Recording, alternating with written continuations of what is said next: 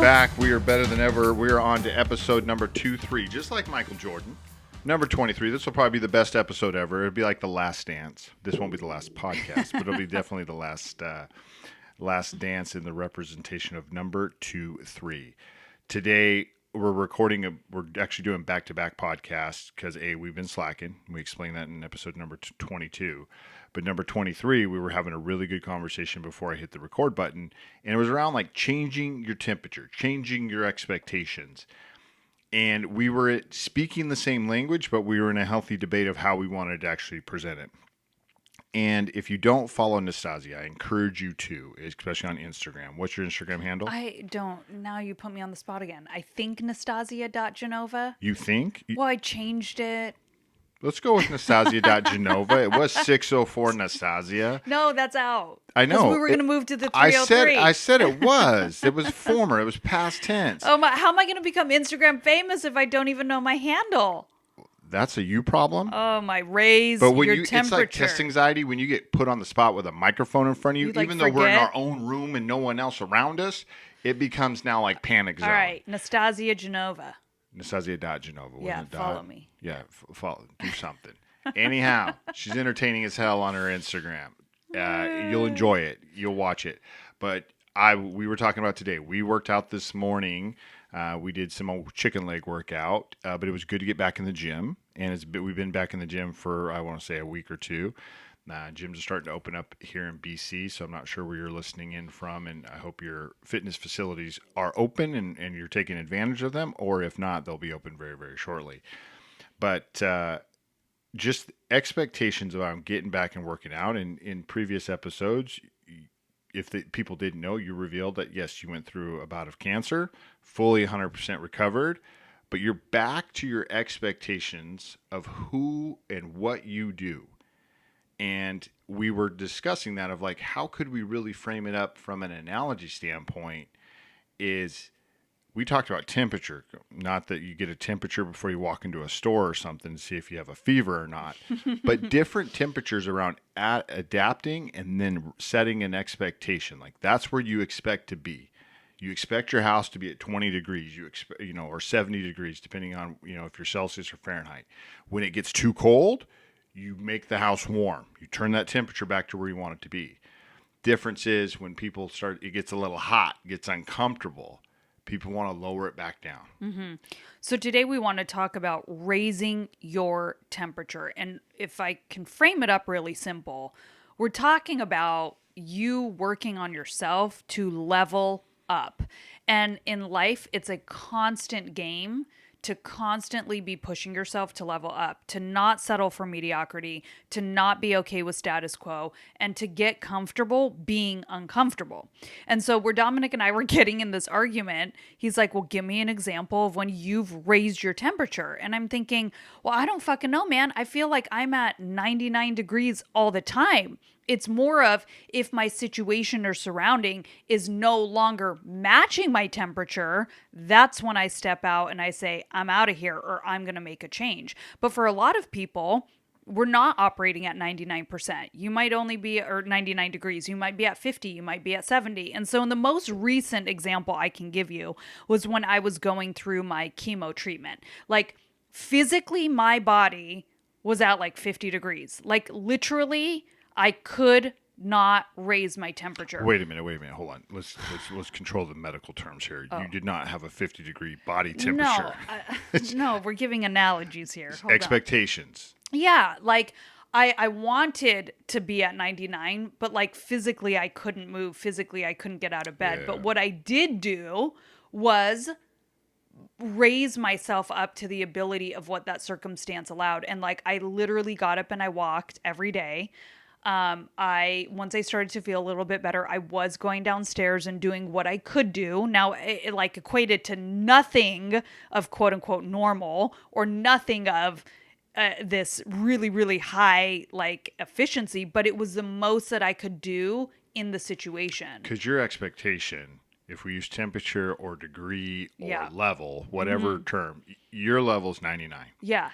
And when that's where you expect to play. You expect to work. You expect the quality of things, your physical fitness, your life, your everything. In-life abilities. Now, something out of your control takes you out of that, and you drop 50% of that. Yeah. And so what happens to most people? Okay, so most people, what they would do in that situation is lower down They drop to it. that 50%. Yeah, because that becomes the new norm. Yes. So if I gain 10 pounds out of shape, I'm now like, well, I'll be comfortable 10 pounds heavier. Yes. I don't get back to the expectation of where I think I should be. Why do people do that? I think because it's easy, and I think that in the mental battle it takes to raise above that and to not just drop to make that your new norm is incredibly difficult. And I think that it's a lot of people lack, honestly, the mental toughness to continue to push, to persevere, to raise their level. And so when things become hard, I think the natural, normal thing to do is to kind of find ways to make it easy instead of pushing through the hard to be able to then get to the next level and raise. You start lying to yourself and saying it's okay. Yeah. Oh my God. You start dropping down and saying it's okay to be at 50% and justly. So let's take Nastasia for an example. Physically, nothing she can do when it comes to chemo treatment and surgeries. She's out of commission.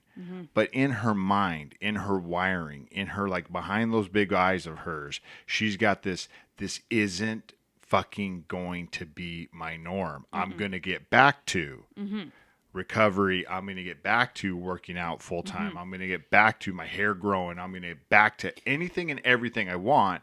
And you didn't let your expectations fall when right now let me give you excuses for things. You could not be working out.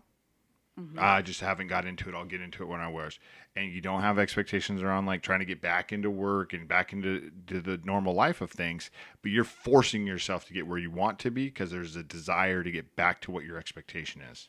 Yeah. And so I think for me, honestly, the bigger struggle rather than raising your temperature was not settling for where I was, but more of frustration that I was there, where I think most people would become comfortable and just say, everyone's telling me to take it easy and it's okay and it's fine and maybe I'm working too hard. Yeah, I was actually more frustrated that I couldn't do all the things I wanted to do, but I became at peace with doing what I could do. And because I did that and I didn't lower my level or lower my game, because maybe I was lowering it physically to the ability of what I could do, meaning walking for 10 minutes felt like I was running a mile. So that's not physically like where I was, but the actual perseverance to get up and do it and try and do my best and understand that was 99 degrees for the moment has then allowed me, now coming out of this challenging time, to have zero problem and extremely quick acceleration back to where my level was. Like I've had no problem going and leveling myself up. Let me ask you this. Because I never actually dropped my expectation. If you think back through childhood, I'm not getting into deep psychology here. Oh gosh. Where do you think that comes from? Oh, my dad, all the way. And I think my dad, the way he would raise us was like, you got to do more, be better. You can do more, push more, be better. And it was always this encouragement that we don't stop until we're the best. And you never actually reach the best. So you always keep going. And he really believed in us. Like, and I think about it. Well, my mom was that on academics and my dad was that on sports and on physical fitness and on things. So like I quit gymnastics going into 9th grade and I wanted to play organized sports. I had spent my entire childhood going to the gym for 4 hours a night, Monday through Thursday, and 3 hours on Saturday. I never did anything else but go to the gym. And so I quit gymnastics and now I want to play sports. Well, I've never played a fucking sport. I don't know how to play basketball. I don't know how to play volleyball. I don't know how to play lacrosse. I literally know how to do nothing but gymnastics. And he's like, just go try. And so I go and I try and I made like the B team in volleyball. And he was like, yo, we got to figure out how to get you on JV. The B team is like not good enough. And so we practiced and he would hit with me and we would play. And then soon enough, I like walked on to higher levels.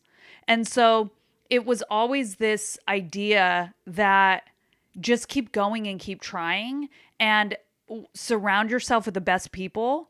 And when you surround yourself with the best people, you then become the best.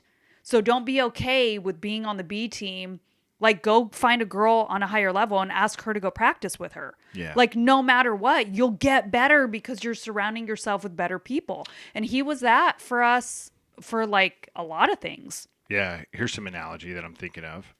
So if I want to get comfortable being uncomfortable and I go into a sauna and it's super hot at first and I want to get out of it within like 30 seconds. But then if I just stick it out and I see a bunch of other people in the sauna that have been sweating it out with me, suddenly it's 30 minutes later and we've been at 100 degrees. Yeah, I've adapted and I've started to overcome. Yeah.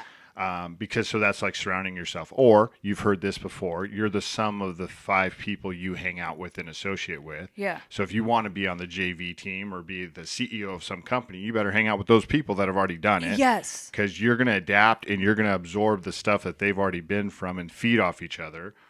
But back to sports and back to growing up, and not to try to go with the revisionist history, do you think by being a gymnast was a little bit of that secret too? Gymnasts play through pain. Oh my gosh. And so much anguish. It's so easy to quit the most physical demanding sport, but yet they go and do what they do with broken wrists and arms and legs and feet and blown this. This is a funny story. I don't know what my problem was, but you guys know the vault. You run down a long runway and then you jump on a springboard and then you fly over this thing. I don't know what my issue was, but I would trip over my toes. That's really weird. Big toes, though. I would trip over my toes and literally I would break my toes. That's why my feet are all jacked up. Do you know that? That's sad. That's why she doesn't wear open-toed shoes. I would trip over my toes and I would literally have broken toes and they're like, we don't care, like put some tape on it and keep going. Because that was just the mentality and the culture. It was your expectation was to perform. Yes. So I think that definitely guided me. But then you get to adulthood, you guys, and no matter what the fuck happened in your childhood, you have choices. And you get to write your own story and you get to be how you want to be. And so I think it's within everyone's control to align your behavior, align your words, align your environment, align the people and the surroundings with where you want to go. And not necessarily where you are. Because a lot of times where we are is the comfortable, is the known, is the where we're good. I'm not saying stay there. I'm saying go align yourself and the things that you're doing and the things that you're saying with where you want to go. That's what I'm saying in raising your temperature to get to that 99 degrees, because that will foster pushing you to that level and surrounding yourself with people at that level and surrounding your environment and your your existence with the place where you want to go. But I think people shy away from that because it's hard. Yeah, we covered getting back to an expectation you have and pushing through pain. So, and I appreciate you sharing even from your childhood, like this is kind of the way I was wired. What my dad did with myself and Alexia, and then with gymnastics and just like push, go, go, go. Like more is expected. When we get to adulthood, we don't want to do more. We want to conserve. We want to turn that temperature when it gets to 99. We want to turn that back down to 70 because that's where we're comfortable. And then when I get all excited, I read a book, I watch a YouTube video, I listen to Nastasia talk about her big toes tripping and breaking and like doing the vault still. Now I'm like, well, I'm going to change my temperature to 99. And I fail at it every time. It's like jumping in the sauna. Yeah. And I'm like, I'm out. I got to get out of here. This is too hot. Yeah. How if I'm someone now, I didn't grow up with gymnastics. I didn't grow up in that situation. I just kind of been like getting to where I want to be, but I aspire to want more. Yes. And change my expectation. I want to live in a big house. I want to do this. I want to do that. I don't care what my goals and aspirations are. But anytime I usually do it, Kat Bearfield was talking about this in one of our podcasts, like we suddenly just go all in on things and we crash. versus you have a different approach. I think you just need to go literally this analogy of 1 degree at a time. So you're not going to overnight change your behavior and your words and your environment and the people and your surroundings, but you can start somewhere. Yeah. And so I think that if you look at all of your opportunity of where there is to start aligning with where you want to go, pick one and start making small changes. And we personally did that. What's an example of that for someone that's out there? So, like, let's talk about your, maybe start with your behavior. Let's talk financial. Let's Okay, say, sure. you know what? I want to start saving some money. Yeah, so just literally start saving $1 a day. Literally start looking at things and finding opportunity of where you can make changes. Maybe read a book. Start educating yourself on how to be smarter with money. Go find a friend that's really successful at this, ask them for an hour of their time, and start learning. Just start somewhere. It doesn't have to be conquering all of it at once, but this whole idea of 1 degree better every day will inevitably allow you to raise your temperature over time. Small changes every day are larger changes every week, are bigger changes every month, are noticeable changes over the span of a year. I think where we want noticeable changes over a day. And that's not, I mean, you could do drastic ass things like quit your job today and go start surrounding yourself with better people. Like you can do that, and that'll be an immediate change to get you uncomfortable to start raising your temperature. But if you look at it just 1 degree at a time, a little bit every day that you adapt and overcome, and eventually you will be better. Yeah. I'm a really, really big advocate, though, of surrounding yourself with people that are like you or where you want to be. So I always like to stretch myself to be around the crazy ass people that are doing crazy things. And I want to learn from you, and then I want to try to keep up with you. So I do think that social networks and networks within your where you spend your time at work are incredibly important in helping you raise your temperature. Yeah. Episode number 18 that we did with Kat talked about this from a model that she shares on how to stay motivated. And the key principle to it is exactly what Nastasia talked about is everyday little baby steps where it's so natural for us to want to go from temperatures of 70 to 100 immediately. And it's too hot. It's too much of a rapid change, and your body gets out of homeostasis. It's too crazy, including mental mindset, saving money, working out, finding new jobs, starting meditative practices. Like we all want to go all in. And for myself, and we joked about it the other day, we were purchasing equipment for art supplies.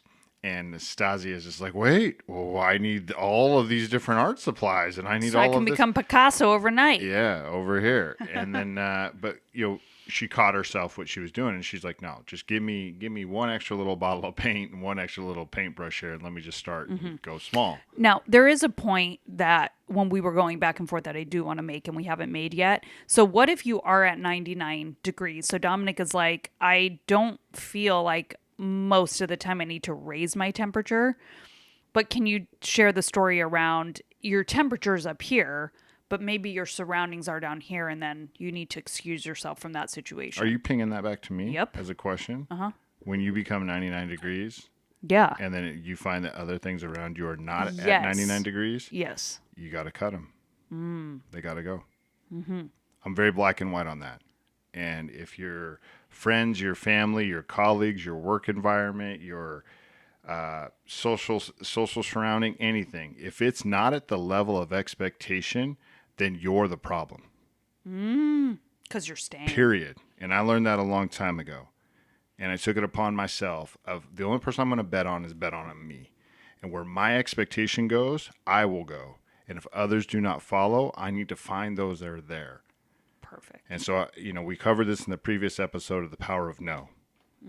And that became a lifeline, especially when we quit our previous jobs.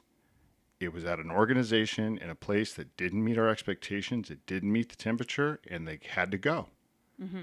So we left. Right. We change. We adapt. We didn't like the previous place we lived. We change. We adapt. Totally. To whatever you want. And then I loved this when I started working in sales when I was 18 years old.